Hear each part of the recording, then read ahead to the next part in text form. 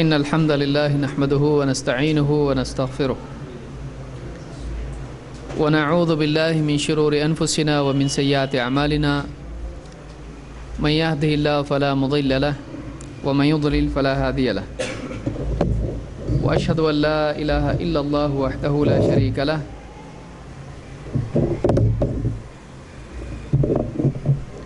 وأشهد أن محمدًا عبده ورسوله أما بعد فإن خير الحديث كتاب الله وخير الهدي هدي محمد صلى الله عليه وسلم وشر الأمور محدثاتها وكل محدثة بدعة وكل بدعة ضلالة وكل ضلالة في النار.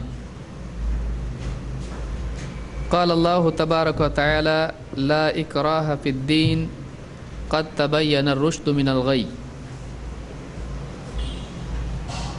پچھلے درس میں اسلام اور ایمان کے تعلق سے یہ بات ہم نے دیکھی کہ واقعی مومن وہ ہے جس کا کردار اخلاق اتنے اعلیٰ ہوں کہ لوگ اس سے اپنے آپ کو، اپنی جان کو، اپنے مال کو امن میں محسوس کریں، اور واقعی مسلم وہ ہے کہ جس کے ہاتھوں سے اور زبان سے لوگ سلامت رہیں۔ تو اسلام کے تعلق سے دو باتیں، اسلام اور ایمان، مسلم اور مومن، ان دو الفاظ کے اعتبار سے ہم کو یہ بات معلوم ہوئی کہ اسلام کا نتیجہ سلامتی ہے، کہ جس انسان کی زندگی میں واقعی اسلام آتا ہے وہ دوسروں کے لیے سلامتی والا بنتا ہے، اور جس انسان کی زندگی میں ایمان آتا ہے وہ دوسروں کے لیے امن کا ذریعہ بنتا ہے۔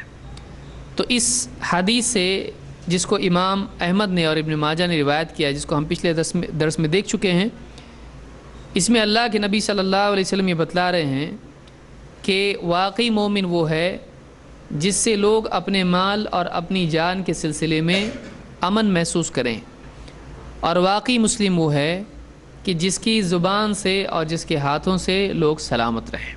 تو اسلام اور ایمان سلامتی اور امن کا ذریعہ ہے۔ تو خود اسلام میں اس بات کو بتایا گیا اور اس کی اہمیت بتائی گئی۔ یہ نہیں کہا کہ اسلام ظلم و جبر کا یا لوگوں کے ساتھ میں قتل و غارت گری کرنے کا دین ہے۔ اسلام میں اس بات کی تعلیم نہیں دی گئی ہے۔ دیکھیے، اگر اسلام ایسا دین ہے جس میں اسلام کے علاوہ لوگ، مسلمانوں کے علاوہ لوگ بالکل ایسے مانے جاتے ہیں کہ ان کو جینے کا کوئی حق نہیں ہے، تو سوال یہ پیدا ہوتا ہے کہ پھر اسلام میں یہ تعلیم کہاں سے آئی کہ مسلم وہ ہے جس سے لوگ سلامت رہیں اور مومن وہ ہے جس سے لوگ امن محسوس کریں؟ تو معلوم ہی ہوا کہ اس میں اسلام میں سلامتی اور امن کی ترغیب دی گئی ہے، ورنہ یہ بتایا جاتا کہ مسلم وہ ہے جو مسلم کے علاوہ کسی اور کو جینے نہ دے، مومن وہ ہے جو مومن کے علاوہ کسی کو چین سے رہنے نہ دے۔ تو اسلام میں تعلیم نہیں ہے۔ اسلام میں یہ ہے کہ سارے لوگ، یہاں پر لفظ بھی دیکھیے، لفظ بھی جو استعمال ہوا ہے وہ ناس استعمال ہوا ہے، صرف مسلم نہیں۔ اللہ کے نبی صلی اللہ علیہ وسلم فرماتے ہیں من امنہ الناس علی اموالہم وانفسہم، لوگ، سارے کے سارے لوگ اپنی جان و مال کے سلسلے میں جس سے امن محسوس کریں۔ اور اسی طرح سے مسلم کے بارے میں کہا کہ من سلم الناس من لسانہ ویدہ، کہ سارے لوگ جس کی زبان سے اور ہاتھوں سے سلامت رہیں۔ تو یہاں پر لوگوں کے بارے میں بات کہی جا رہی ہے، صرف مسلمانوں کے بارے میں نہیں۔ چلیے آگے بڑھتے ہیں۔ انسانیت میں ہمیشہ ایسا ہوتا ہے کہ ایک بات کو ایک انسان جب مانتا ہے تو چاہتا ہے کہ دوسرے بھی اس بات کو مانیں۔ اب اگر اس کے پاس طاقت ہے تو یہ اپنی پوری طاقت استعمال کرتا ہے لوگوں کو منوانے کے لیے، اور بادشاہوں کی تاریخ اگر آپ دیکھیں تو اکثر لوگوں کا حال یہ دکھائی دے گا کہ جس چیز کو انہوں نے اپنایا دوسروں کو بھی وہ اس چیز کے ماننے پر مجبور کرتے تھے۔ عیسائیت سے پہلے کی تاریخ آپ دیکھیے، اسلام کے دور میں مختلف بادشاہوں کا حال آپ دیکھیں، جو اسلام کے علاوہ جو دین چلتے تھے، جو لوگ اس دین کو نہیں مانتے تھے، اس زمانے میں ان کے ساتھ میں پرسیکیوشن کا معاملہ کیا جاتا تھا، ظلم و جبر کا معاملہ ان کے ساتھ کیا جاتا تھا۔ اسلام میں اس بات کی تعلیم دی گئی ہے کہ کوئی آدمی دوسروں کو اسلام قبول کرنے کے سلسلے میں جبر نہیں کر سکتا ہے۔ یہ خود اسلام کی امن کی تعلیم ہے، اور انسان کی آزادی رائے، اس کے انتخاب کی آزادی کو تسلیم کرنا اس آیت سے معلوم ہوتا ہے۔ اسلام میں اصول ہے، ہر آدمی آزاد ہے، چاہے جو دین اپنائے۔ اسلام حق ہے، اسلام کی دعوت سارے انسانوں کو دینا ہے، لیکن جو آدمی اسلام نہیں قبول کرتا ہے، مسلمان زبردستی کر کے اس کو مسلمان نہیں بنا سکتے ہیں۔ اللہ تعالیٰ قرآن کریم میں فرماتا ہے، لا اکراہ فی الدین قد تبین الرشد من الغی۔ لا اکراہ فی الدین، دین میں اکراہ نہیں۔ اکراہ کے معنی ہوتے ہیں کسی کو مجبور کرنا کہ وہ ایک بات کو مانے، کسی کو مجبور کرنا کہ وہ ہماری بات تسلیم کرے۔ تو اسلام قبول کرنے کے سلسلے میں کسی پر جبر نہیں کیا جا سکتا ہے، زبردستی آپ کسی کو مسلمان نہیں بنا سکتے ہیں۔ اس میں بہت سارے لوگ آیت کو ٹھیک سے سمجھ نہیں پاتے ہیں۔ لا اکراہ فی الدین، اس سے مراد یہ ہے کہ ایک آدمی کو جب اسلام میں داخل کیا جائے گا تو آپ زبردستی نہیں کر سکتے کہ تم کو مسلمان ہونا پڑے گا اور نہ ہم تم کو مار ڈالیں گے یا تم کو ہم نقصان پہنچائیں گے۔ کسی بھی آدمی کو زبردستی کر کے اسلام میں داخل نہیں کیا جا سکتا ہے، لیکن ایک بار جب وہ اسلام میں آ جاتا ہے تو اب اسلامی احکام کے سلسلے میں اس پر جبر کیا جا سکتا ہے۔ دونوں میں فرق ہے، دونوں میں فرق ہے۔ ایک ہے اسلام میں داخل کرنا، اور ایک ہے کہ اسلام میں داخل ہونے کے بعد اسلامی احکام نافذ کرنا۔ یہ دونوں بہت الگ چیزیں ہیں۔ اسی لیے بعض اوقات کسی کو اگر بچے کو اگر نماز نہ پڑھنے پر کوئی مارنے کی بات حدیث میں آتی ہے تو ایک آدمی سوچتا ہے کہ اسلام میں جب زبردستی نہیں ہے تو پھر بچے کو زبردستی کیوں ہے، یا فلاں ملک میں اگر نماز کے لیے دکان بند کر کے نہیں جاتے ہیں تو پولیس کیوں آتی ہے۔ تو بعض اوقات لوگوں کو بات سمجھ میں نہیں آتی ہے کہ واقعی اس آیت کا مطلب کیا ہے۔ اس آیت کا مطلب یہ ہے کہ آپ زبردستی کسی کو مسلمان نہیں بنا سکتے ہیں، لیکن مسلمان بننے کے بعد میں اب اس نے اپنی مرضی سے، اپنی آزادی سے اسلام کو، اسلامی قانون کو ایکسیپٹ کر لیا، اب اس کے اوپر سارے قانون لاگو ہو جائیں گے۔ آج دنیا میں بھی آپ دیکھیے، کسی بھی ملک میں کوئی آدمی رہتا ہے جا کے، وہ یہ نہیں کہہ سکتا ہمارے ملک میں ایسا چلتا ہے۔ وہ ملک کیا کہے گا، تم کو ہم نے زبردستی بولے ہماری کنٹری میں آؤ؟ نہیں، تم اپنی مرضی سے یہاں آئے، اب یہاں جو بھی ہوگا یہاں کا قانون تم پر لاگو ہوگا۔ تم آئے خوشی خوشی آئے، ہم نے پکڑ کے لائے تم کو یہاں پہ؟ نہیں، تم اپنی خوشی سے آئے۔ اب اس ملک میں یہ قانون چلتا ہے، تم اس ملک میں ہو لہٰذا یہاں کا قانون چلے گا۔ اسلامی اعتبار سے بھی ایک آدمی جب تک کہ مسلمان نہیں ہوا ہے اس کو آپ زبردستی مسلمان بنا سکتے ہیں؟ نہیں۔ کسی غیر مسلم کو آپ بول سکتے ہیں نماز کو نہیں آیا تو ٹانگ توڑ دیں گے؟ نہیں۔ ایک آدمی کو زبردستی، وہ مسلمان ہی نہیں ہے، وہ کلمہ پڑھنے والا ہی نہیں ہے، آپ اس پر نماز اور روزہ اور حج اور زکوٰۃ کے لیے زبردستی نہیں کر سکتے کہ تم کو زکوٰۃ دینی پڑے گی۔ نہیں، اسلامی احکام اس پر تبھی نافذ ہوں گے جب وہ مسلمان ہوگا۔ اب ایک بار جب وہ مسلمان ہو گیا اپنی مرضی سے، اب وہ یہ نہیں کہہ سکتا کہ مجھ پر کوئی زبردستی نہیں کر سکتا۔ اب آپ اسلام میں داخل ہو گئے، آپ نے مان لیا کہ اسلام کے جتنے قوانین ہیں مجھ پر نافذ ہوں گے، اب اسلامی قوانین آپ پر نافذ ہوں گے۔ اب اگر یہ چوری کرتا ہے اسلامی سزا اس کو ملے گی۔ اب یہ نہیں کہہ سکتا زبردستی آپ نہیں کر سکتے، میری مرضی میں چوری کروں۔ نہیں، مسلمان ہونے کے بعد اب اس کے لیے لازم رہا، اب شریعت اس پر نافذ ہو کر رہے گی۔ تو دونوں میں فرق ہے۔ یہاں پر قرآن میں اللہ نے فرمایا لا اکراہ فی الدین، دین میں کوئی زبردستی نہیں۔ دین میں زبردستی نہیں کا کیا مطلب ہے؟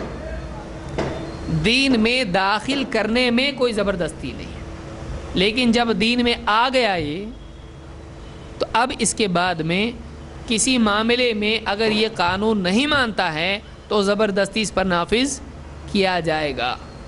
نکاح کا مسئلہ ہے، طلاق کا مسئلہ ہے، میراث کا مسئلہ ہے، یا ایسے کتنے ہی مسائل ہیں، شرعی حدود ہیں۔ شراب پی کے آیا اور کہے کہ مجھ پر کوئی حد نہیں ہے، مجھ کو کوئی سزا نہیں دے سکتا ہے، میری مرضی، میرے پیسے کی، میرے گھر میں میں پیا۔ اب کوئی آدمی ایسا بول سکتا ہے کہ کوئی مجھ کو زبردستی چھڑا نہیں سکتا ہے؟ حکومت اس کے ہاتھ سے شراب کی بوتل چھینے گی اور اس کو توڑے گی۔ وہ نہیں بول سکتا ہے کہ زبردستی نہیں، زبردستی یہاں چلے گی۔ اب اسلام میں وہ آ چکا ہے، لیکن اسلام میں داخل کرنے کے لیے زبردستی نہیں کی جا سکتی ہے۔ تو بہت سارے لوگ اس آیت کو سمجھتے نہیں ہیں اور کہتے ہیں کہ دین میں کسی مسئلے میں زبردستی نہیں ہونا چاہیے۔ دین میں داخل کرنے میں زبردستی نہیں ہے، انٹری کے بعد میں پھر زبردستی ہو سکتی ہے، جہاں زبردستی ہے وہاں ہوگی۔ آپ دیکھیے اللہ کے نبی صلی اللہ علیہ وسلم نے فرمایا کہ جو کوئی پیاز اور لہسن کھائے وہ ہماری اس مسجد کے قریب بھی نہ آئے۔ اور آپ صلی اللہ علیہ وسلم اگر کوئی آدمی ایسا آ جاتا تو آپ اس کو بقی کی طرف بھیج دیتے جب تک بدبو جاتی نہیں، آنا نہیں۔ اس بنیاد پر بعض علماء نے کہا ہے کہ اگر کوئی آدمی جانے کے لیے تیار نہیں ہو تو ہاتھ پاؤں پکڑ کے بھی مسجد سے باہر نکال سکتے اس کو، کیونکہ اللہ کے نبی صلی اللہ علیہ وسلم نے جس کو باہر نکالا ہے، اگر اس کو نکالنے میں وہ انکار کرتا میں نہیں جاتا باہر، تو اس کے دونوں ہاتھ اور دونوں پاؤں پکڑ کے بھی اس کو باہر نکال سکتے ہیں۔ علماء نے یہ بھی لکھا ہے۔ اب وہ یہ نہیں کہہ سکتا میرے اوپر زبردستی کوئی نہیں کر سکتا، میری مرضی، میں مسجد میں آؤں جاؤں، پیاز کھاؤں یا کچھ بھی کھاؤں، اسلامی احکام اس پر نافذ ہوں گے۔ اس لیے بہت سارے لوگ پردے وغیرہ کے احکام کے سلسلے میں اسلامی حکومت میں سوچتے ہیں کہ ہماری مرضی، ہم پردہ کریں یا نہ کریں۔ حکومت ہم کو کون ہوتی بولنے والی کہ تم کو پردہ کرنا چاہیے؟ اسلام پرسنل میٹر ہے، اس میں کسی کی زبردستی نہیں ہونا چاہیے۔ اس طرح کا جو خیال آج بہت سارے لوگوں کا بنا ہوا ہے، یہ غلط ہے۔ جب تک کہ آدمی اسلام میں نہیں ہے وہ آزاد ہے، لیکن اسلام میں آنے کے بعد اسلامی قوانین کا نفاذ اس کے اوپر ہوگا۔ اللہ تعالیٰ فرماتا ہے لا اکراہ فی الدین، دین میں داخل کرنے میں کسی پر زبردستی نہیں کی جا سکتی۔ کیوں؟ قد تبین الرشد من الغی، اس لیے کہ رشد غی سے الگ ہو چکی ہے، واضح ہو چکی ہے، یعنی ہدایت گمراہی سے الگ ہو چکی ہے، دونوں میں فرق واضح ہو چکا ہے۔ تو اس آیت میں دو باتیں بیان ہوئی ہیں۔ ایک تو یہ، اور یہ دیکھیے بہت جامع آیت ہے، بہت اہم بات اس میں بیان ہوئی ہے، خاص کر کے داعیوں کے لیے آیت بہت اہم ہے۔ لا اکراہ فی الدین، دین میں داخل کرنے میں کوئی زبردستی ہے نہیں۔ اللہ نے قرآن کریم میں خود محمد، یہ تو عمومی آیت ہے، محمد صلی اللہ علیہ وسلم سے اللہ نے فرمایا کہ وذکر انما انت مذکر لست علیہم بمسیطر، کہ اے نبی آپ نصیحت کیجئے، آپ نصیحت کرنے والے ہو، آپ لوگوں پر داروغہ نہیں ہو، آپ لوگوں پر داروغہ نہیں ہو، یعنی آپ لوگوں کو زبردستی مسلمان نہیں بنا سکتے۔ آپ کا کام دعوت دینا ہے، کوئی مانے یا نہ مانے وہ آپ کی ذمہ داری نہیں ہے۔ کوئی اگر نہیں مانتا ہے تو آپ زبردستی اس کو اسلام منوا سکتے ہیں؟ نہیں منوا سکتے ہیں۔ کیوں ایسا؟ طاقت وہاں لگتی ہے جہاں پر دلیل کام نہیں کرتی ہے۔ آپ دیکھیے لوگوں میں جب بات چیت ہوتی ہے تو اس وقت میں ایک آدمی ہاتھا پائی پر کب آتا ہے، ایک آدمی دادا گیری پر کب آتا ہے، جب اس کے پاس بولنے کے لیے بات نہیں رہتی ہے۔ اسلام میں اس بات کی ضرورت ہی نہیں کہ آپ زبردستی مار پیٹ کے کسی کو مسلمان بنائیں۔ کیوں؟ اس لیے کہ اسلام کے پاس اسلام کے حق ہونے کی اتنی دلیلیں ہیں کہ دباؤ ڈالنے کی اور مار پیٹ کرنے کی ضرورت نہیں ہے۔ اسی لیے پہلی آیت کے بعد، پہلا حصے کے بعد اللہ نے کیا فرمایا؟ لا اکراہ فی الدین، دین میں زبردستی نہیں، اسلام میں داخل کرنے میں آپ کو زبردستی کرنے کی ضرورت نہیں، اور یہ جائز بھی نہیں، یہ جائز بھی نہیں کہ کوئی آدمی زبردستی کسی کو مسلمان بنائے۔ کیوں؟ قد تبین الرشد من الغی، اس لیے کہ ہدایت اور گمراہی دونوں بالکل واضح طور پر ایک دوسرے سے الگ ہو چکے ہیں۔ تو جب حق اور باطل کو آپ واضح کر کے الگ بتا سکتے ہیں تو آپ کو طاقت کے زور پر کسی کو منوانے کی ضرورت نہیں ہے۔ دیکھیے انسان سے اسلام کا مطالبہ اللہ کی طرف سے صرف زبان کی سطح پر نہیں ہے بلکہ دل کی سطح پر ہے۔ آدمی واقعی دل میں مسلمان پہلے ہوتا ہے، اس کے بعد وہ گواہی دیتا ہے، کہ پہلے گواہی دیتا پھر سوچتا کیا گواہی دیا میں نے۔ آپ سوچئے ایک آدمی جب مسلمان ہوتا ہے تو پہلے وہ دل کی سطح پر مسلمان ہوتا ہے، سوچ سمجھ کے جب اس کا ارادہ پکا ہو جاتا ہے تب جا کر وہ زبان سے کہتا ہے کہ میں مسلمان ہوا، اشہد ان لا الہ الا اللہ و اشہد ان محمد عبدہ و رسولہ۔ تو زبان کا نمبر بعد میں آتا ہے، اصل دل ہے۔ اور اسلام میں اگر دل میں اسلام نہیں ہے، صرف زبان پر اسلام ہے، تو یہ معتبر بھی نہیں ہے۔ اسی لیے آپ دیکھیے کہ منافقین کفار ہیں، منافقین کے بارے میں اللہ نے کیا فرمایا؟ کہ یہ مسلمان نہیں ہیں، ان کے لیے عذاب ہے۔ کیوں؟ اس لیے کہ یہ زبان سے تو کلمہ پڑھتے ہیں لیکن دل میں ایمان نہیں ہے۔ وَمِنَ النَّاسِ مَن يَقُولُ آمَنَّا بِاللَّهِ وَبِالْيَوْمِ الْآخِرِ وَمَا هُمْ بِمُؤْمِنِينَ، کہ بعض لوگ ایسے ہیں کہ جو کہتے ہیں کہ ہم اللہ پر ایمان لائے، آخرت کے دن پر ایمان لائے، لیکن حقیقت میں یہ ایمان والے نہیں ہیں۔ تو زبان سے ایمان کا اقرار ہے لیکن دل میں ایمان نہیں ہے، تو ٹوٹل فائنل ڈیسیجن کیا ہے؟ یہ مومن نہیں ہے۔ تو اس اعتبار سے اسلام میں جبر کا کوئی مطلب ہی نہیں ہے، یعنی بھائی اسلام میں زبردستی کیوں نہیں؟ کام بنتا تو چلو نا، ٹھیک ہے نا، اچھا ہے نا، ہو جائے گا مسلمان، زبردستی کیا بگڑتا ہے؟ زبردستی کسی کو مسلمان بنانے میں کچھ بھی فائدہ نہیں ہے۔ کیوں؟ اس لیے کہ اسلام میں جب تک کہ دل میں ایمان نہیں ہے وہ ایمان اور اسلام معتبر نہیں ہے۔ اس لیے اسلام میں سرے سے زبردستی کو جائز ہی نہیں رکھا گیا، کیونکہ انسان کے دل، دیکھیے اللہ تعالیٰ نے انسان کو بنایا کیسا ہے۔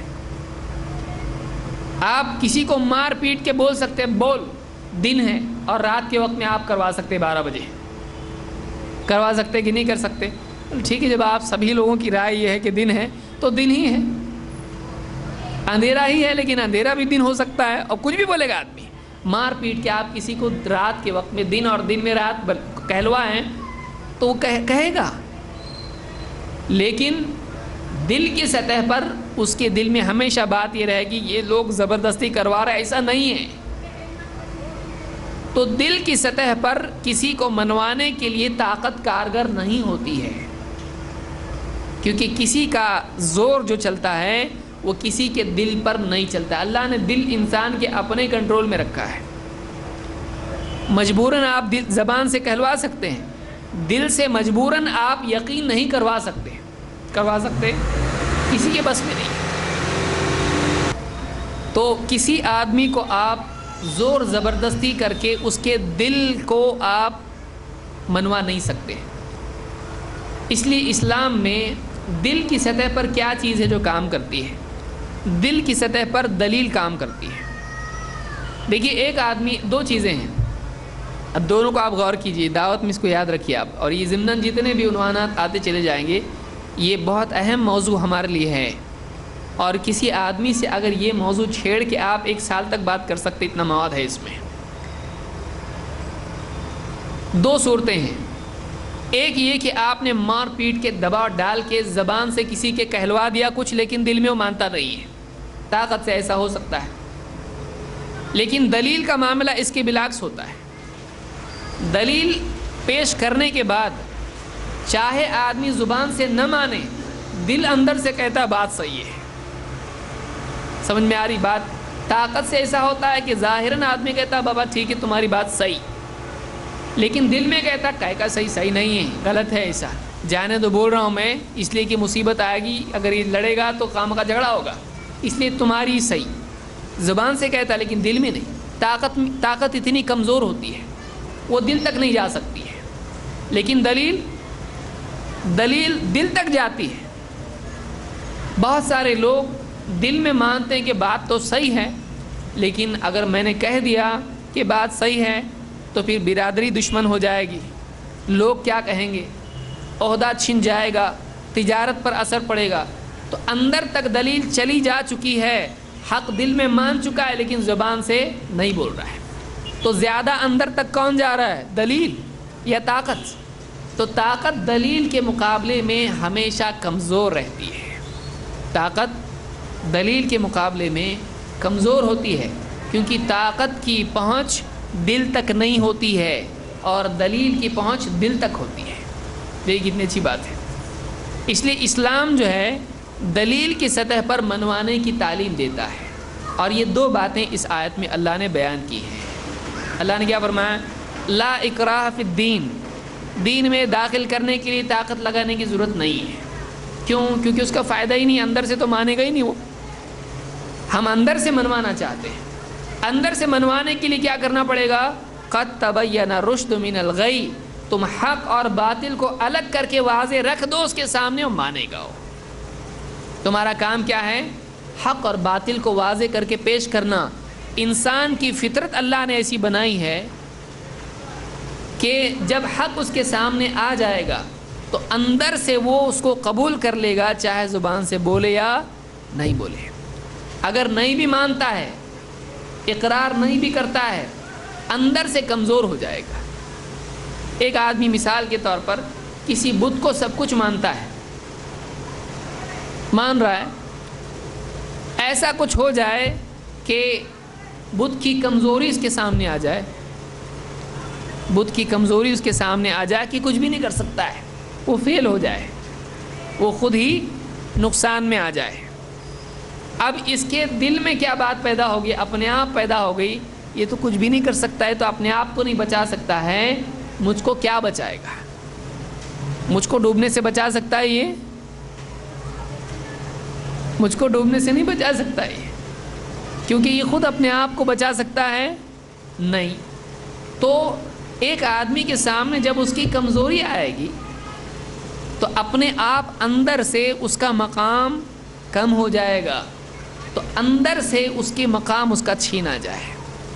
جو بھی شرک ہے، کفر ہے، الحاد ہے، یہ ساری چیزیں جتنی بھی اندر آدمی کی ہوتی ہیں، دلیل کے ذریعے سے اس کو توڑا جائے، اس کا کفر، اس کا باطل اپنے آپ ٹوٹ جاتا ہے، اور پھر وہ حق کو ماننے والا بنتا ہے۔ آپ دیکھیے موسیٰ علیہ السلام نے کیا کیا؟ جادوگروں کو مارا پیٹا، دھمکی دی ان کو؟ نہیں، بلکہ موسیٰ علیہ السلام نے جب عصا ڈالا اور اس عصا نے ان کے سارے جتنے بھی لاٹھیاں اور رسیاں تھیں سب کو نگل لیا، حق واضح ہو گیا۔ تو جادوگر کیا ہو گئے؟ جادوگر سب کے سب سجدے میں گر پڑے اور کہا کہ ہم ہارون اور موسیٰ کے رب پر ایمان لے آئے ہیں۔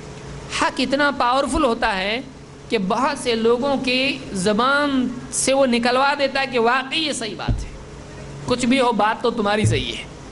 اگر واقعی انسان کے اندر خیر غالب ہے، اگر وہ حق کا طالب ہے، تو وہ مانے بغیر نہیں رہتا ہے۔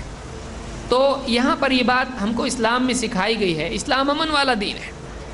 اب دو لیول پر کسی بات کو منوانا ہوتا ہے، ایک طاقت اور زبردستی اور دباؤ کے زور پر، اور ایک دلیل اور ڈائیلاگ، یا جس کو آپ انٹریکشن، یا جس کو آپ ڈسکشن یا ڈیبیٹ آپ جس کو کہتے ہیں، یہ بھی ڈیبیٹ ہو رہا ہے۔ دیکھیے علم ایسی حاصل ہوتا ہے، ہم لوگ اگر سہولتیں دیکھیں گے، ساری سہولت کے ساتھ ہم کو علم چاہیے، ایسا نہیں ہوتا ہے۔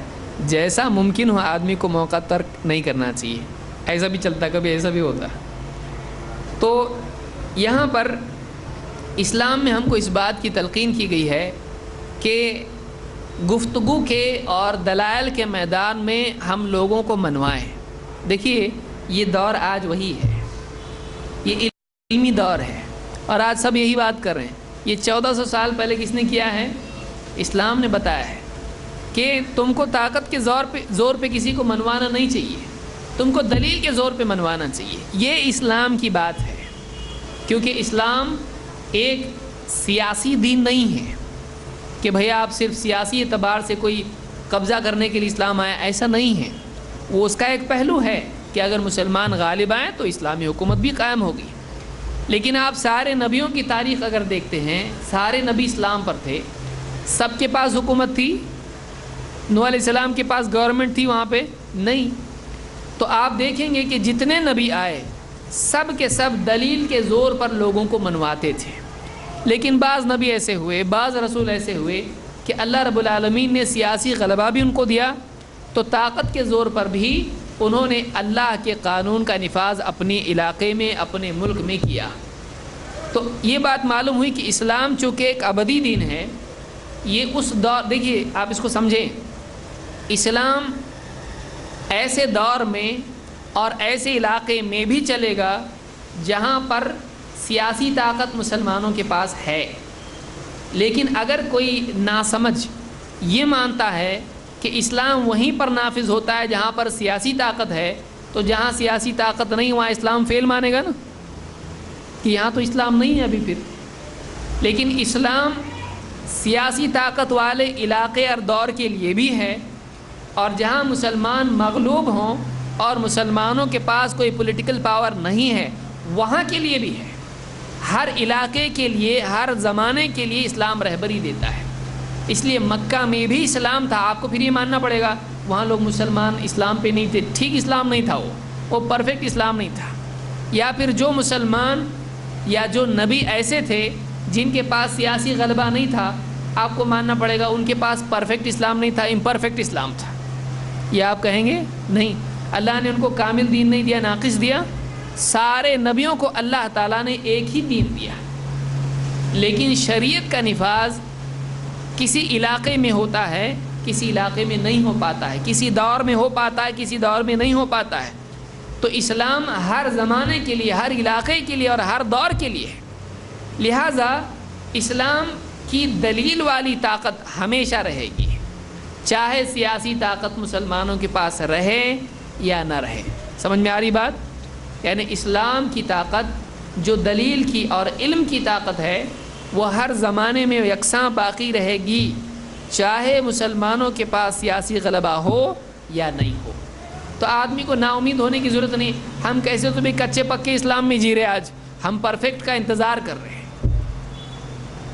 وہ ایسے ہی جیسے ایک آدمی اس کے پاس مال کم ہے اور وہ یہ سوچے کہ کاش میرے پاس اتنا مال ہوتا کہ میں زکوٰۃ دیتا، حج کرتا تو میرا اسلام پرفیکٹ ہوتا، میں مسجدیں تعمیر کرتا، یہ کرتا وہ کرتا، تب جا کے میرا اسلام مکمل ہوگا. تب تک نہیں ہوگا. ایسا ہے؟ ایسا نہیں ہے. وہ مکلف ہی نہیں ہے اس وقت میں زکوٰۃ کا، لہٰذا جس کا مکلف ہے اس کو کر لیتا ہے تو وہ کامل دین پر ہے. ورنہ ایک عورت کبھی کامل دین پہ نہیں ہو سکتی ہے، ایک عورت کبھی کامل دین پہ نہیں مانی جائے گی. لیکن ایک عورت بھی کامل دین پر ہو سکتی ہے جتنا دین کی وہ مکلف ہے اس دین پہ وہ عمل کر لے. تو اس اعتبار سے اسلام غلبے کے دور کے لیے بھی ہے اور مغلوبیت کے دور کے لیے بھی ہے. سمجھ میں آ رہی بات؟ تو یہاں پر اللہ تعالیٰ نے بتلایا لا اکراہ فی الدین، دین میں داخل کرنے میں زبردستی کی ضرورت نہیں ہے، صحیح بھی نہیں ہے. قد تبین الرشد من الغی، اس لیے کہ ہدایت اور گمراہی دونوں ایک دوسرے سے واضح طور پر الگ ہو چکے ہیں. تو ہم کو طاقت کہاں لگانا چاہیے؟ حق اور باطل کے واضح کرنے میں، تاکہ ایک آدمی کے دل کی زمین پر اسلام آ جائے. جب دل کی زمین پر آئے گا تو باقی زمین پر بھی، گھر کی زمین پر آئے گا، بستی کی زمین پر آئے گا، ملک کی زمین پر آئے گا، پوری اللہ کی زمین پر آئے گا. لیکن ڈھنگ سے دل کی زمین پر نہیں آیا اور پھر پورے گاؤں کی زمین پر آئے گا، ایسا ہوتا نہیں ہوتا ہے. پہلے یہاں سے اسلام شروع ہوتا ہے، اس کے بعد ساری زندگی کے شعبوں میں اسلام آتا ہے.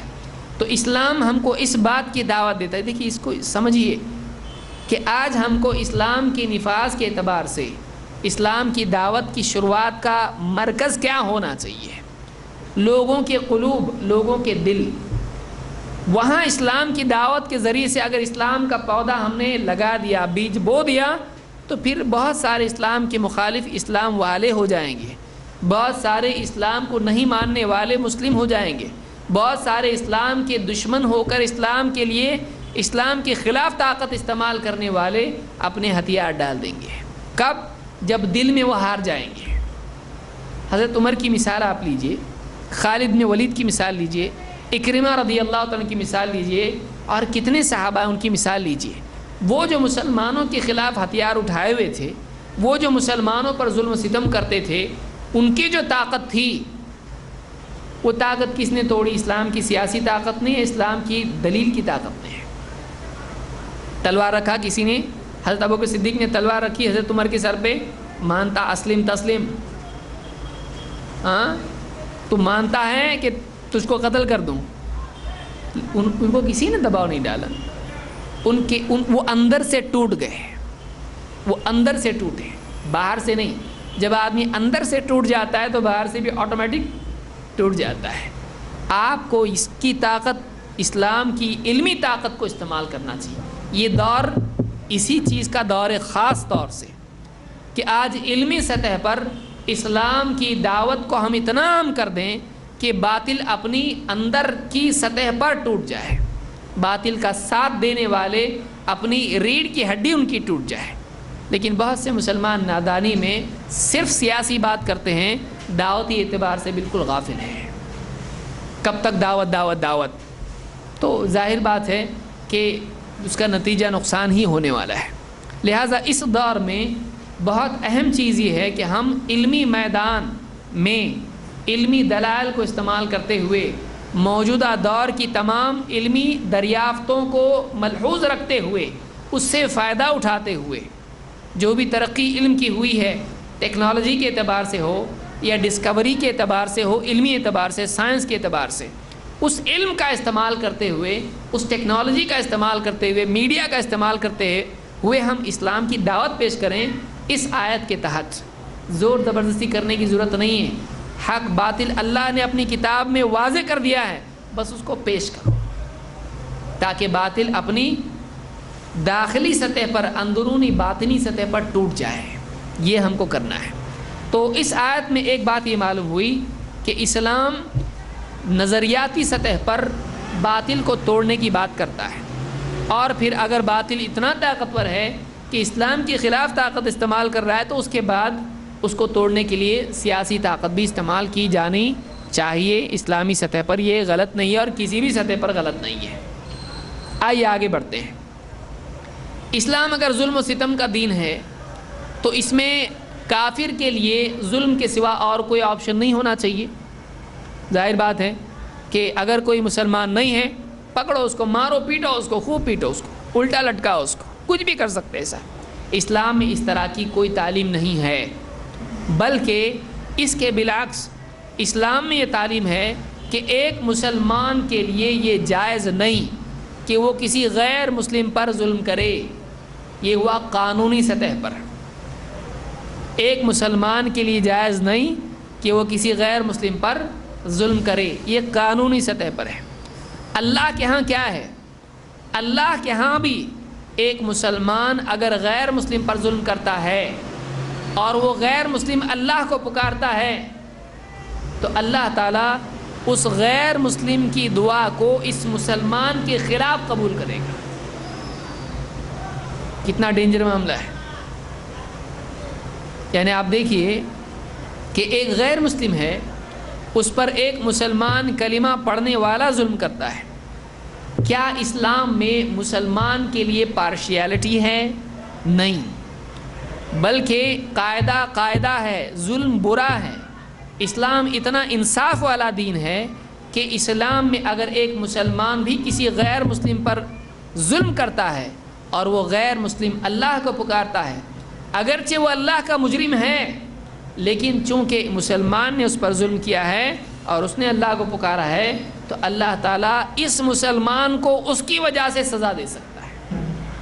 اسلام میں انصاف کو اتنا سمجھایا گیا ہے کہ وہ نہ قانونی اعتبار سے وہ آدمی صحیح ہے، یہ نہیں کہ کوئی آدمی کسی غیر مسلم کا کچھ چھین لیا، مسلمان جج کے پاس آیا، پوچھا کون مسلمان ہے دونوں میں، بولے یہ مسلمان ہے، اس کا چھینا، چلتا جا تو گھر کو چپ چاپ لے جاؤ اس کو گھر پہ، وہ مسلمان ہے، وہ کچھ بھی کر سکتا ہے، ایسا ہے نہیں، قانونی سطح پر ایسا نہیں ہے، آسمانی سطح پر، آخرت کی سطح پر، یہ تو وہ دنیا کا، آخرت کی سطح پر اور اللہ کے ہاں آسمانی سطح پر، وہاں بھی یہ مجرم ہے، اور وہاں اگر یہ غیر مسلم اللہ کو پکارتا ہے تو اللہ تعالیٰ کہ ہاں مسلمان برا ہے، اس صورت میں اس کو اللہ تعالیٰ انصاف دلائے گا اور اس کو سزا دے گا۔ اسلام میں یہ تعلیم دی گئی ہے۔ اگر اسلام امن کے خلاف ہوتا، دیکھیے امن کے خلاف کیا ہے، امن خراب کہاں ہوتا ہے، امن کا خلاف ہے ظلم۔ اسلام میں ظلم کی تعلیم نہیں ہے، اسلام میں عدل و انصاف کی تعلیم ہے، اور عدل و انصاف صرف مسلمانوں میں آپس میں نہیں ہے، بلکہ کبھی معاملہ مسلمان اور غیر مسلم کا ہوتا ہے، اور ایسی صورت میں اگر مسلمان ظالم ہے تو اسلام یہ بتاتا ہے کہ انصاف غیر مسلم کو ملنا چاہیے، مسلمان بھی ظلم کرے تو غلط ہے، غیر مسلم پر بھی ظلم کرے تو غلط ہے، صرف مسلمان کا مسلمان پر ظلم کرنا برا نہیں ہے، مسلمان کا غیر مسلم پر بھی ظلم کرنا اسلام میں برا ہے، اس کو کہتے ہیں انصاف۔ اور جس سماج میں یہ ہوتا ہے اس میں خیر اور امن آتا ہے، اس میں امن آتا ہے۔ اللہ کے نبی صلی اللہ علیہ وسلم فرماتے ہیں اتقوا دعوت المظلوم وان کان کافرا فانه ليس دونها حجاب۔ امام احمد اور ابو یعلا نے اس کو روایت کیا ہے، اور ضیاء نے مقدسی نے اس کو اپنی کتاب ضیاء المختارہ میں اس کو ذکر کیا ہے، المختارہ میں اس کو ذکر کیا ہے، اور یہ حدیث حسن ہے، شیخ الالبانی نے صحیح جامع صغیر میں اس کو ذکر کیا ہے۔ اللہ کے نبی صلی اللہ علیہ وسلم فرماتے ہیں اتقوا دعوت المظلوم، مظلوم کی بد دعا سے بچو۔ دعوہ کے معنی عربی زبان میں ہوتے ہیں دعا، پکار، مظلوم کی پکار سے بچو۔ اب یہ بات سننے کے بعد ایک آدمی کے ذہن میں مسلم سوسائٹی آئے گی، پھر مسلمان سے ظلم کر رہا ہے اور مسلمان کی دعا بد دعا سے بچنا چاہیے، ذہنی طور پر یہی بات آدمی کے ذہن میں آ سکتی ہے۔ مسلم معاشرے کے بارے میں ظاہر بات یہ بھی مسلمان وہ بھی مسلمان، مسلمان کی بد دعا سے بچو۔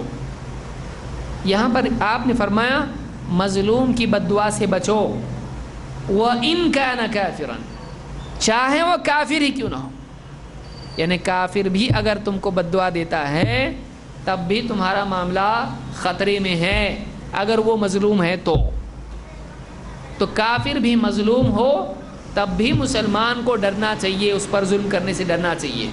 کیوں؟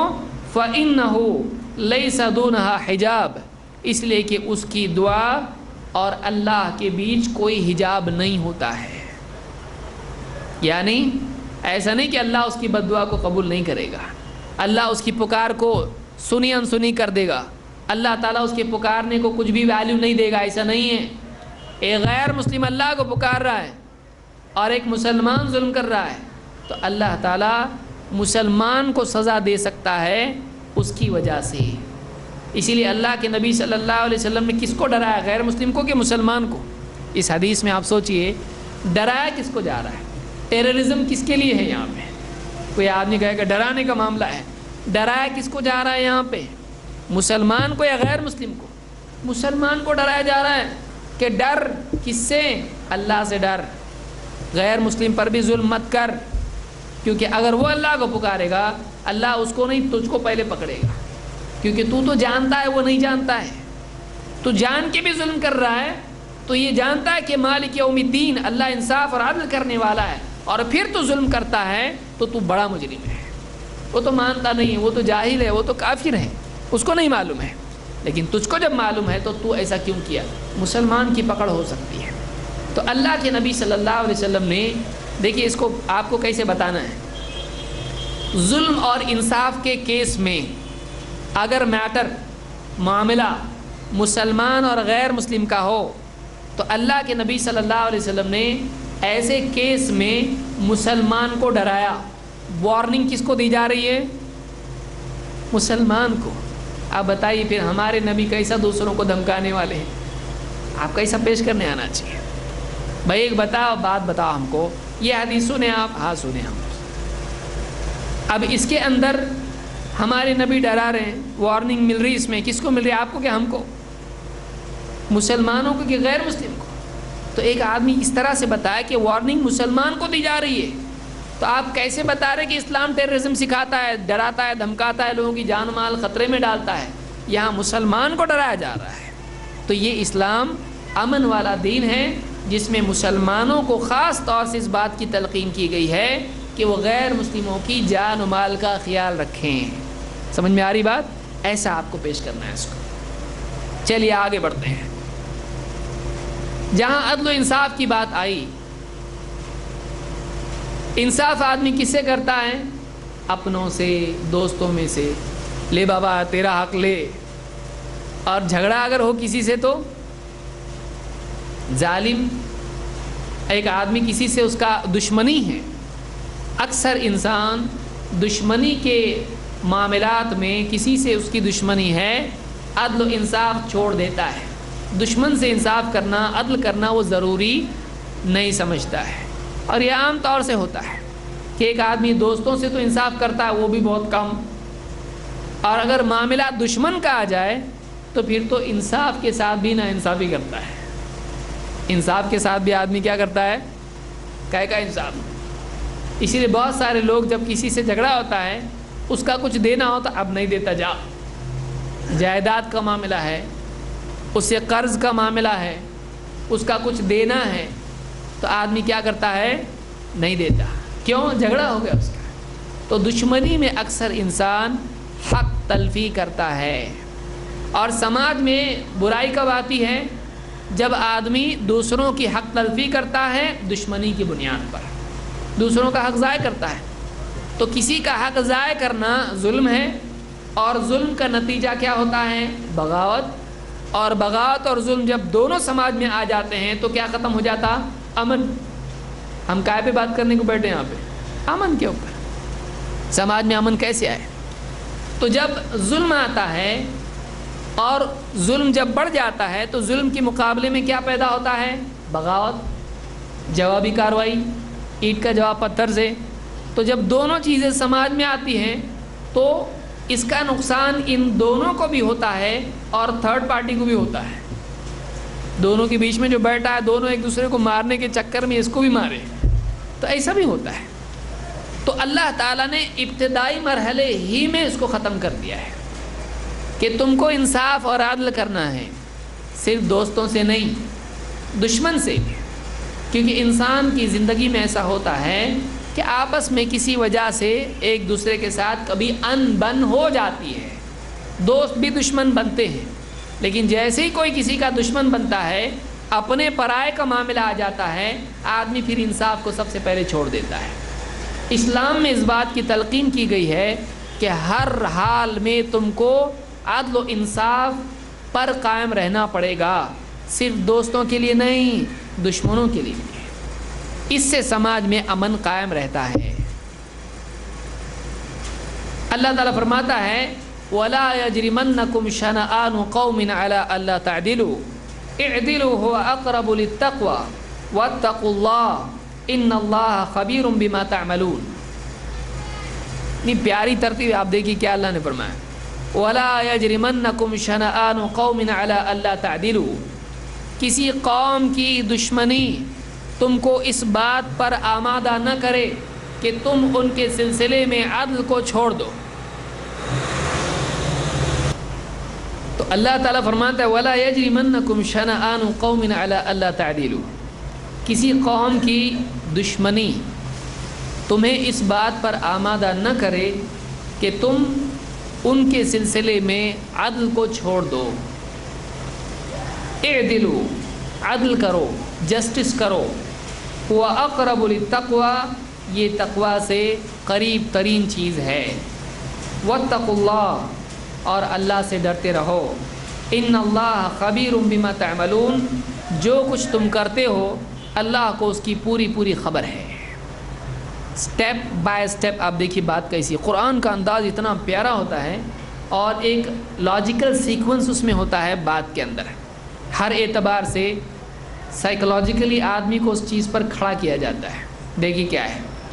پہلے تو اللہ تعالیٰ نے غیرت کے اعتبار سے بات کی ہے. کسی قوم کی دشمنی ہے تو کیا انصاف چھوڑ دیں گے؟ دشمنی کی بنیاد پر تم انصاف چھوڑو گے؟ نہیں. کسی قوم کی دشمنی، کیونکہ دشمنی ایک بہت بڑا محرک ہے ظلم کا. بھئی آدمی کسی پہ ظلم کیوں کرتا ہے؟ دشمن ہے، ظلم نہیں کریں گے تو کیا کریں گے؟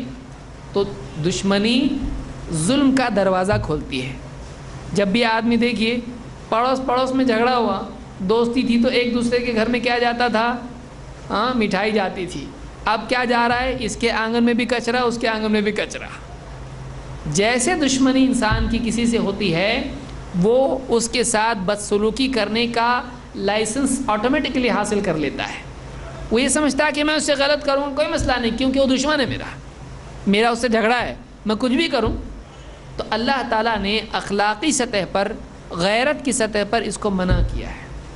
کسی قوم کی دشمنی تم کو اس بات پر کھڑا نہ کرے کہ تم ان کے سلسلے میں عدل کو چھوڑ دو. عدل کیا ہے؟ جس کا حق اس کو دینا. کسی کا حق اگر ہے تو اس کو اس کا حق دینا، اور اس پر اس کا حق چھیننا نہیں، اس پر ظلم کرنا نہیں، اس کو تکلیف دینا، ستانا نہیں.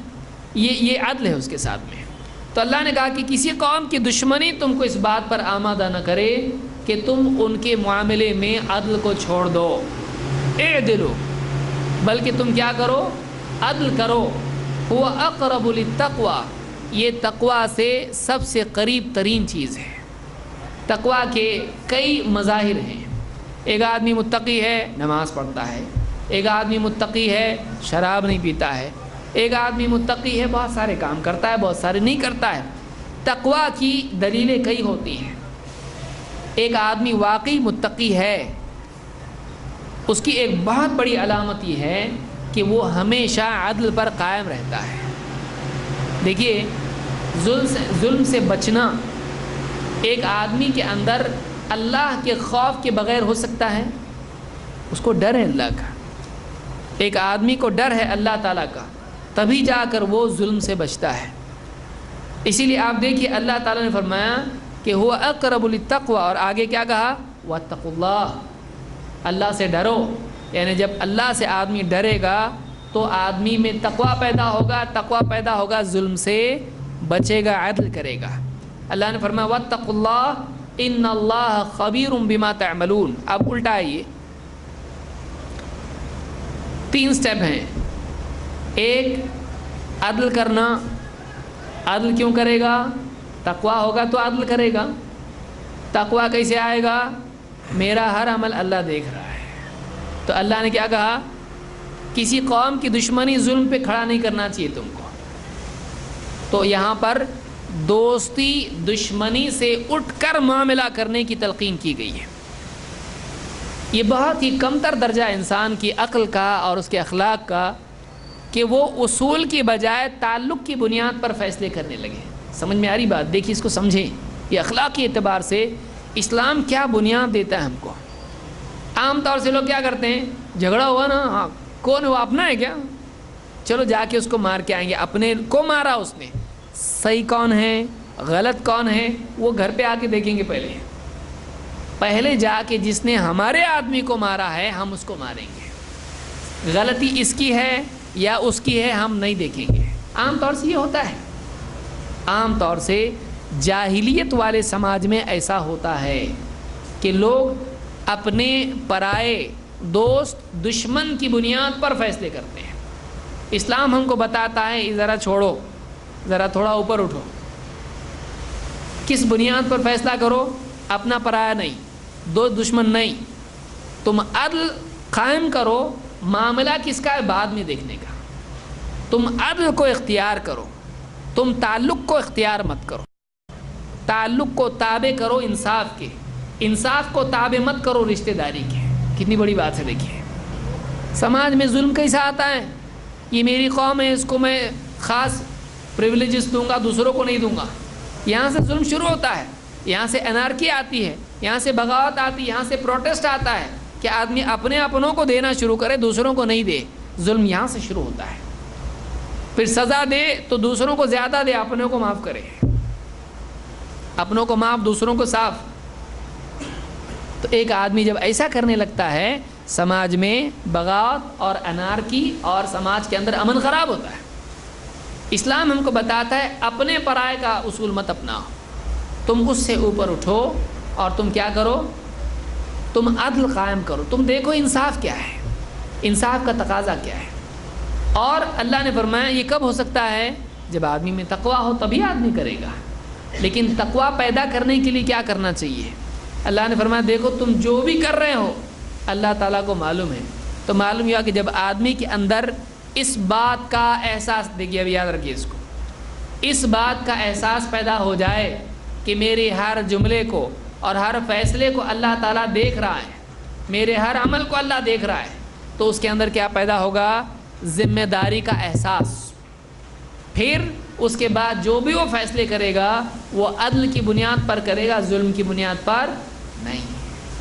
تو اسلام میں اس بات کی تلقین کی گئی ہے کہ ہم اپنے پرائے دوست دشمن سے اوپر اٹھ کر عدل کی بنیاد پر فیصلہ کریں۔ اور یہاں بھی ہم کو دشمنوں کا کیس ہے، یہاں یہ بتایا جا رہا ذرا ڈرو دشمن سے، پیسو خوب ان کو، بعد میں سوچو کیا صحیح کیا غلط ہے۔ اللہ نے بتایا، اللہ نے بتایا اللہ سے ڈرو۔ کس کو ڈرایا جا رہا ہے؟ ایمان والوں کو۔ سوچئے ٹیررزم اسلام کو بتا رہے اور اللہ ڈرا رہا، مسلمانوں کو ہی ڈرا رہا اللہ۔ تو ڈرو اللہ سے، دشمن کے ساتھ عدل کرو، اللہ سے ڈرو۔ تو مسلمانوں کو اللہ ڈرا رہا ہے، مشرکین کفار کو نہیں۔ ان کا کیس ہو کے بھی مسلمان کو ڈرنا ہے، بھائی کہیں غلطی نہ ہو جائے ہمارے سے، تمہارے کیس میں ہم کو ڈرنا ہے۔ اللہ کس کو پکڑے گا؟ ہم کو پکڑے گا۔ تو یہاں ڈرایا مسلمان کو جا رہا ہے کہ تم اللہ سے ڈرو، اللہ تمہاری ہر حرکت دیکھ رہا ہے، چاہے کہ اس غیر مسلم کا کیوں نہ ہو، تم کو اللہ تعالیٰ پکڑ سکتا ہے، ڈرو اللہ سے۔ پھر بھی اسلام کیا ہے؟ ٹیررزم سکھاتا ہے، سوچنے کی چیز ہے۔ یہ سورہ المائدہ کی آیت نمبر 8 ہے۔ اور آگے بڑھتے ہیں۔ اسلام میں اب کوئی آدمی بولے گا کہ کسی نے ہم پہ ظلم کیا تو اس کے ساتھ تو کرنا چاہیے نا، اینٹ کا جواب پتھر سے۔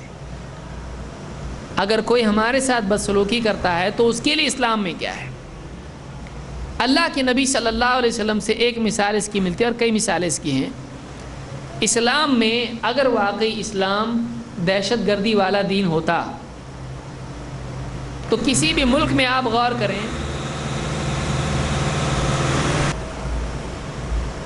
آپ دیکھیے کسی بھی ملک کا منسٹر، پرائم منسٹر، پریزیڈنٹ یا کوئی بڑے عہدے والا آدمی ہو، بلکہ ایک عام آدمی ہے، اس کے مرڈر کا کوئی اٹیمپٹ کرتا ہے سکسیسفلی، لیکن وہ مرتا نہیں ہے۔ لیکن کیا اس نے وہ سب کچھ جس سے ایک آدمی کو قتل کیا، گولی مار دی، اس کو زہر دے دیا، اس کو پھانسی کے لیے اس کو گلا اس کا دبا دیا، اب وہ نہیں مرا، تو اس آدمی نے اساسینیشن کا اٹیمپٹ کیا ہے۔ جتنے بھی ملک کے قانون ہیں اس ملک کے پریزیڈنٹ کے اساسینیشن کی کوشش کرنے والے کے ساتھ کیا کرتے؟ بولتے اس کو یہ لو تمہارے کپڑے لو، یہ جوتے سمیٹو، تمہارے جاؤ گھر کو معاف کیے تم کو، چھوڑتے اس کو، آئندہ نہیں کرنا ایسا بولتے اس کو؟ کیا کرتے اس کو؟ کتنی بھی غریب ملک کی حکومت ہو، کتنے بھی شریف گورنمنٹ والے ہوں، بھولے بھالے ایک دم دل والے کتنے بھی ہوں، کیا کرتے؟ سیدھا اس کو اندر رکھتے کہ نہیں رکھتے؟ یا تو وہ سالوں سال پڑا رہتا ہے جیل میں، یا پھر اس کو ایگزیکیوٹ کیا جاتا ہے، اس کو سزا دی جاتی ہے، کیونکہ بہت بڑا جرم ہے۔ کسی ملک کے پریزیڈنٹ کے خلاف یہ حرکت کرنا تو بہت بڑی بات ہے، اس کا انسلٹ کرنا بھی کرائم ہے۔ وربل اساسینیشن، زبان سے اگر اس کے خلاف کچھ بولتا ہے تو وہ بھی قاعدہ جرم ہے، وہ ہمارے ملک میں بھی ہے اور دوسرے ملکوں میں بھی ہوتا ہے، پریزیڈنٹ کے خلاف آپ نہیں بول سکتے۔ تو اب اللہ کے نبی صلی اللہ علیہ وسلم کی حیثیت مدینہ میں ایک پریزیڈنٹ سے بھی زیادہ تھی، کیونکہ پریزیڈنٹ دیکھیے کسی بھی ملک کا لوگوں کے ریلیجیس میٹرز میں دخل دیتا ہے نہیں، وہ بولتا بھائی گورنمنٹ ٹھیک ہے اس حد تک میں ہوں، ریلیجن میں تم میرے ہاتھ میں نہیں، وہ تمہاری اپنی چوائس ہے۔ نبی کا معاملہ ایسا نہیں تھا، اللہ کے نبی صلی اللہ علیہ وسلم کا معاملہ ایسا نہیں تھا۔ آپ نہ صرف سماجی اور سیاسی معاملات میں ذمہ دار تھے اور سپریم پاور اس وقت میں تھے، سارے مدینہ میں سب سے بڑی طاقت، بلکہ مدینہ سے باہر بھی، اور نہ صرف سیاسی معاملات کے اعتبار سے، گورنمنٹ کے اعتبار سے، بلکہ دینی اعتبار سے بھی جو آپ بول دیں وہی حق ہے۔ جو بات آپ بتا دیں مسلمان اسی کو پتھر کی لکیر مان کے چلتے تھے۔ ہماری رائے کے مقابلے میں نبی کی بات ہم ترجیح دیتے ہیں، یہ اس زمانے میں بھی تھا اور آج بھی ہے۔ تو ظاہر بات ہے کہ پریزیڈنٹ سے بڑا مرتبہ یہ ہے، ذاتی زندگیوں میں اور ایمان اور ریلیجن کے معاملے میں بھی دخل ہے۔ ایسے انسان کے ساتھ اگر کوئی قتل کا معاملہ کرتا ہے، کوشش کرتا ہے، کتنی بڑی سزا ہونا چاہیے اس کو۔ اللہ کے نبی صلی اللہ علیہ وسلم اگر واقعی ایک دہشت گرد انسان ہوتے، نعوذ باللہ، اور اسلام میں اگر یہی بات ہوتی تو ایسے انسان کے ساتھ میں کیا معاملہ ہو سکتا تھا ایسے علاقے میں جہاں پورا پاور اسلام کے ہاتھ میں ہے، مسلمانوں کے ہاتھ میں ہے۔ ٹھیک ہے بھائی، کوئی ایسا ملک ہے جہاں پر نہیں چلتی مسلمانوں کی، ٹھیک ہے آج جا دیکھیں گے بعد میں تجھ کو، ایسا تو نہیں ہے نا۔ اگر اس کو ہاتھ پاؤں اور گردن الگ کر دی جائے اس کی، اور ٹانگ دیا جائے اس کو پیڑ پہ، کوئی پوچھنے والا نہیں ہے، کسی کے پاس پاور نہیں کہ کویشچن کرے کہ کیا چل رہا ہے، کوئی بول نہیں سکتا ہے۔ وہاں الٹیمیٹ پاور ہے، جو چاہے کریں۔ وہاں پر ایسا معاملہ نہیں جیسا مکہ میں تھا کہ وہاں پر ظلم ہو رہا ہے اور ہمارے پاس طاقت نہیں ہے تو کیا کریں گے، صبر ہی کرنا پڑے گا۔ صبرن آل یاسر، اے آل یاسر صبر کرو، یہ مکہ میں ہے۔ لیکن مدینہ میں تو پاور ہے، پولیٹیکل، ملٹری اور لیجسلیٹو اور سارا پاور ہے، قانونی اعتبار سے پاور ہے، سیاسی اعتبار سے پاور ہے، ملٹری کے اعتبار سے پاور ہے، ریلیجس پاور ہے۔ لیکن اللہ کے نبی صلی اللہ علیہ وسلم نے مدینہ میں اپنے قتل کی کوشش کرنے والوں کے ساتھ کیا سلوک کیا۔ ایک کیس ہے، کئی کیسز ہے اسے، ان میں سے ایک کیس ہم دیکھتے ہیں۔ انس رضی اللہ عنہ فرماتے ہیں ان امرأۃ یہودیۃ اتت رسول اللہ صلی اللہ علیہ وسلم بشاۃ مسمومہ، ایک یہودی عورت، یہودی وہاں بھی تھے آج بھی ہیں، اور دیکھیے وہاں بھی کیا چلتا تھا۔ یہودی عورت آئی اللہ کے رسول صلی اللہ علیہ وسلم کے پاس اور بکری کا گوشت لائی جس میں اس نے زہر ملایا تھا، بشاۃ مسمومہ، بکری کے گوشت میں زہر آلود گوشت لے کر آئی۔ فَأَكَلَ مِنْهَا، اللہ کے نبی صلی اللہ علیہ وسلم کو اس نے دیا اور آپ نے اس میں سے کھایا۔ مسند احمد کی روایت ہے فَقَالَ إِنَّهَا جَعَلَتْ فِيهِ سُمًّا، آپ نے جب کھایا تو آپ کو اللہ کی طرف سے بتایا گیا، آپ کو محسوس ہوا کہ اس میں زہر ملایا گیا تھا۔ آپ نے فرمایا اس عورت نے، کنفرم نیوز ہے ایک دم، اس عورت نے اس میں زہر ملایا ہے۔ اس عورت کو لایا گیا، ڈیفینیٹلی جب اس نے ایسا کام کیا تو پبلک اس کو لے کے آئی۔ فَجِیءَ بِهَا إِلَى رسول اللہ صلی اللہ علیہ وسلم، اس عورت کو پکڑ کے لایا گیا اللہ کے رسول صلی اللہ علیہ وسلم کے پاس۔ فَسَأَلَهَا عَنْ ذَلِكَ، آپ نے اس سے پوچھا اس سلسلے میں کیا واقعی تو نے ایسا کیا ہے؟ فَسَأَلَهَا عَنْ ذَلِكَ، آپ نے پوچھا اس سے، اور آپ نے پوچھا اس سے کہ تو نے ایسا کیوں کیا تو نے زہر کیوں ملا اس میں؟ فَقَالَتْ أَرَدْتُ لِأَقْتُلَكَ، اس نے اس جرم کا سبب، نیت، یا جس کو لیگل لینگویج میں موٹیو کہتے ہیں، کوئی بھی جرم ہوتا ہے اس کے پہلے اس کے لیے موٹیو معلوم ہونا چاہیے، کائے کو کیا ایسا۔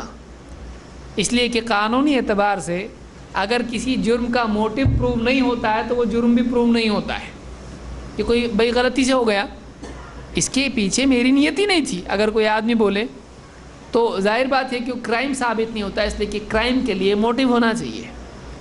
اور اسلام میں بھی یہ قاعدہ ہے کہ اللہ کے ہاں کوئی چیز گناہ اسی وقت ہوتی ہے جب اس گناہ کے پیچھے انسان کی نیت ہو۔ غلطی سی ہوا تو گناہ نہیں ہوتا ہے کہ نہیں؟ ایسا نہیں ہے؟ ہے نا؟ کون بتایا آپ کو ہے ایسا؟ کوئی دلیل ہے اس کی؟ ہاں، قرآن میں انما الاعمال بالنیات. تو ایک آدمی کے عمل کے پیچھے کیا ہونا چاہیے؟ اس کی نیت. قرآن میں اللہ تعالیٰ فرماتا ہے لیس علیکم جناح فیما اخطأتم به ولکن ما تعمدت قلوبکم. جس چیز میں تم سے خطا ہو جائے اس میں تم پر کوئی گناہ نہیں ہے، ہاں لیکن دل پختہ ارادوں کے ساتھ جو کریں اس پہ پکڑ ہوگی. تو وَلَٰكِن مَّا تَعَمَّدَتْ قُلُوبُكُمْ، انٹینشنل کرائم ہے، ورنہ وہ مسٹیک ہے. اسی لیے ہم دعا اللہ سے کیا کرتے ہیں؟ ربنا لا تؤاخذنا ان نسینا او اخطأنا. اے اللہ ہمارے رب ہماری پکڑ مت کر اگر ہم بھول جائیں یا ہم سے خطا ہو جائے. تو خطا جرم نہیں ہے اسلام میں، مسٹیک کرائم نہیں ہے. لیکن یہاں مسٹیک ہوئی، نہیں میں ایسا ڈالتے ڈالتے چوہے کی دوا پلانے میں ڈالنے کی بجائے کھانے میں ڈال دی، وہ دوسرے کو دینے کی بجائے آپ کو دے دیا، ایسا ہے نہیں. اس نے اعتراف کیا، اقراری مجرم ہے. اس نے کہا اردت لاقتلک، میرا ارادہ پورا آپ کو قتل کرنے کا تھا. میں نے کیوں دیا یہ زہریلا گوشت؟ اس لیے دیا کہ میں آپ کو قتل کرنا چاہتی تھی. کتنی ڈھیٹا عورت ہوگی سوچیے آپ. اور یہودیوں کو آپ سوچئے، یہودیوں کو کتنا امن تھا مدینہ میں. اگر ظلم ہوتا تو گھبرا جاتی وہاں پہ. اب گئی میں کام سے، اس کو معلوم تھا یہ کبھی ظلم نہیں کریں گے. قانونی اعتبار سے میرے اوپر کبھی بھی ظلم یہاں نہیں ہونے والا ہے. تو اس عورت نے کہا میں تم کو قتل کرنا چاہتی تھی، اس لیے میں نے ایسا کیا.